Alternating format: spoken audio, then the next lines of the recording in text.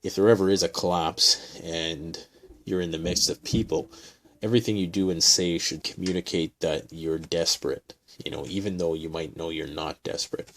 And if you want to, at night, go and leave food on people's doorsteps, then hey, that will appease your conscience. Now, you can employ this form of subterfuge for the purpose of appearing stronger than you actually are, but there are many situations when it may be important to appear weaker than you actually are, and that's what I'm going to talk about in this video.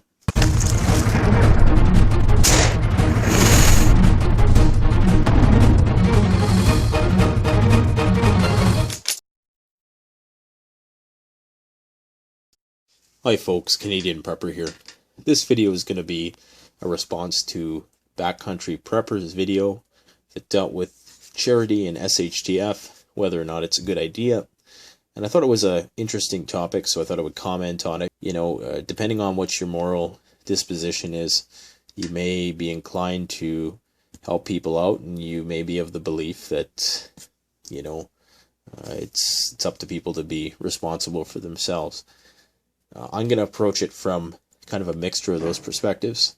I think it is important to be charitable to some degree, not only to appease your own spirituality, whatever that might be, but also for strategic reasons. So there's a few ways you can approach this. One thing I'm going to say is that you want to pretend as though you have nothing in an SHTF, or although you have very minimal. And it's not enough to just say, to tell people that you have nothing. You actually have to sort of act a bit. It requires a bit of deception. And this is important so that you don't draw unnecessary attention to yourself when supplies start running thin. It's definitely important for the security of your own family. And so some suggestions I would have if, there was a collapse of some sort, of some magnitude, and, the grocery stores ran dry in the first few days, and people within a week or so were starting to get that look in their eye, that hungry look. One thing you might want to do is ask people for food, even though you already have food. And the way you can sort of appease your conscience is to take that food and give it back to someone else, perhaps. Now, if you know that somebody doesn't have much, you don't want to obviously exploit them in this respect. But what this does is this alerts the community that, hey, I have nothing, I need stuff, even though you do have stuff. And now before you go thinking, oh, Canadian Prepper, you're selfish, this is the part that you're going to want to take into consideration. If you want to do altruistic acts, you are more than capable of doing that discreetly. So nobody has to know that you're donating them food. You can anonymously leave food on people's doorsteps.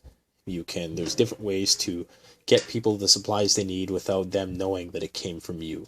If that's your sole purpose, is to appease your conscience, then you can take that approach. Also, what you could do is take a more strategic approach where you could see the benefit in sharing with others for the sake of the strategic gains you might make from having more people on your side.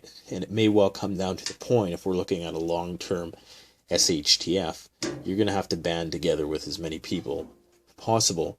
And a great way to do that is to bridge that divide with some resources that they could use. It will help build trust, so long as you're doing it in a way where you're not disclosing what you do have, just in case they turn on you and stab you in the back, obviously. But being discreet about what you have, and if you wanted to take that act one step further, like I said, you could knock on doors, you could ask for supplies.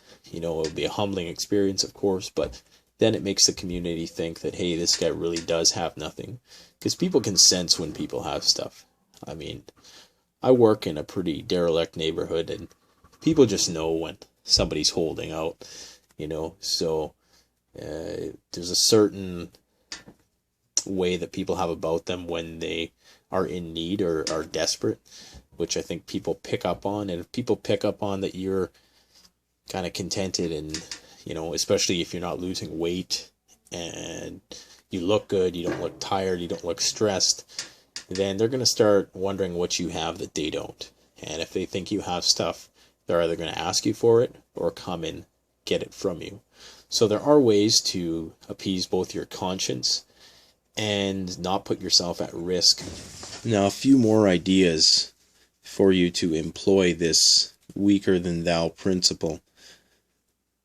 One of them might be to, if the government's handing out supplies, would be to stand in aid lines. Not all the time, but, to seem as though you're seeking out government assistance in some way, shape, or form.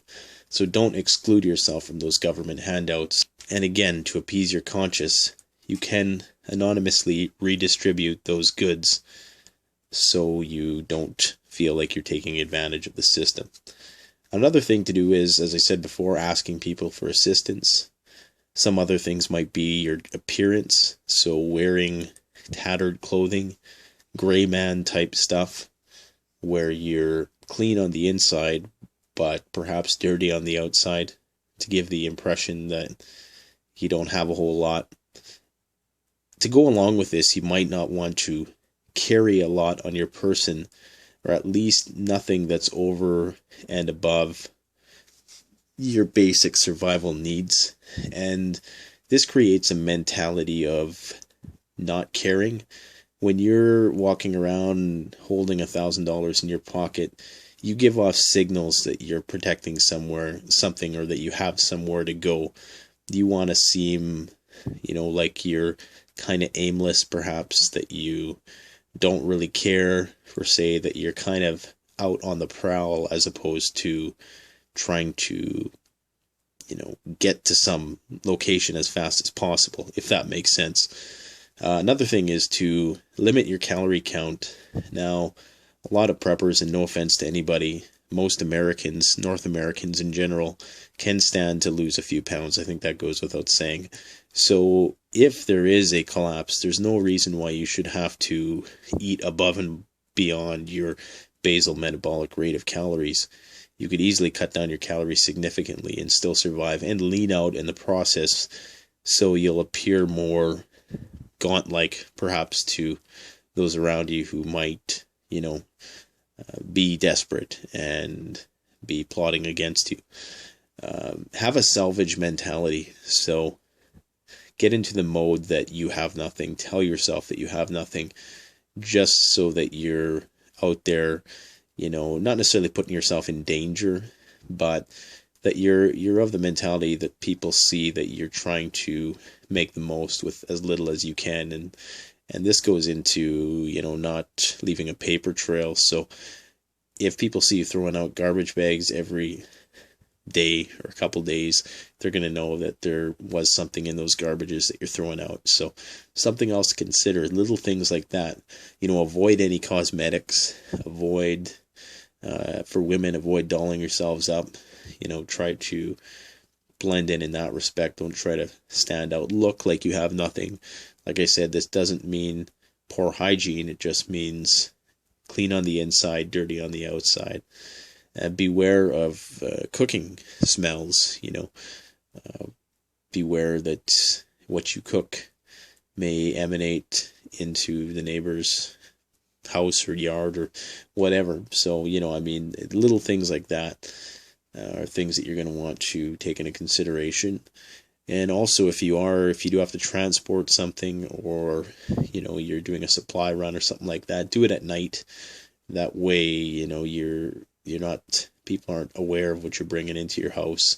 And this is something you can employ just in general, not even for an SHTF. A lot of these things are things that you would employ, with the exception, of course, of looking dirty on the outside.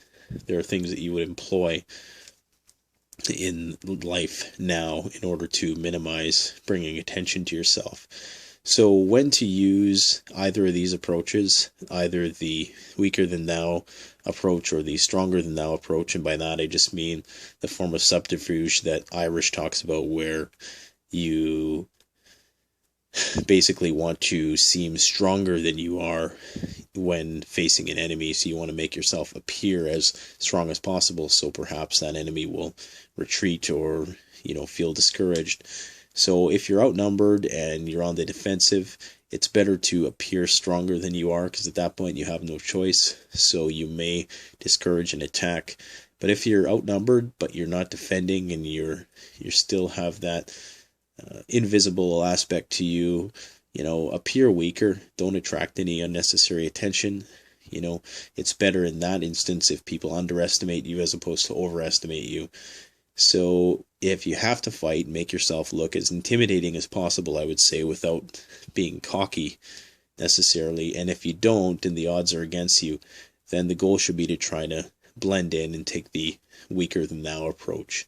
And that's just going to, minimize the amount of battles you have to fight to protect you and your family. There are ways to avoid making yourself a target.